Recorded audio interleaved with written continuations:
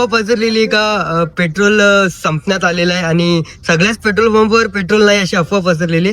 काय म्हणजे नेमकं हे काय घडामोडी काय घडली? तसं काही विषय नाही. श्री विमा ऑटोमोबाईल सर्व्हिसेस मध्ये संध्याकाळी 6 वाजता गाडी येणार आहे. 8 वाजता पुरवठा चालू होईल. काही एवढं आपण विश्वास ठेवायची गरज नाही. 8 वाजता सुरळीत मालचा भेटेल, पेट्रोल डिझेल सह भेटेल व्यवस्थित. ठीक आहे, धन्यवाद सर.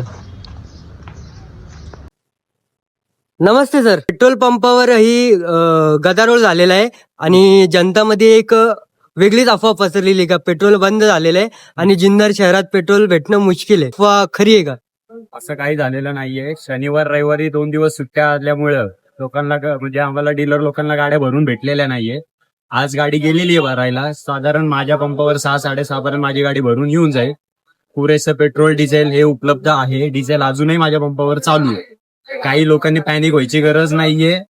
सगळ्यांना भरपूर पेट्रोल डिझेल सगळं भेटल. लोक उगाच पॅनिक होऊन कुठल्या तरी व्हॉट्सअपवर काय अफवा आली आहे त्याच्यावर विश्वास ठेवून गोंधळ करतात. ते असं काही करायची गरज नाहीये. उद्यापासून सगळं सुरळीतपणे चालू होऊन जाणार आहे. पेट्रोल दर वाढण्याची शक्यता आहे का? ते आता गव्हर्नमेंटच्या हातात आहे. त्याला मी वैयक्तिक काय मत देऊ नाही शकत त्याच्यावर मी. ठीक आहे सर, धन्यवाद.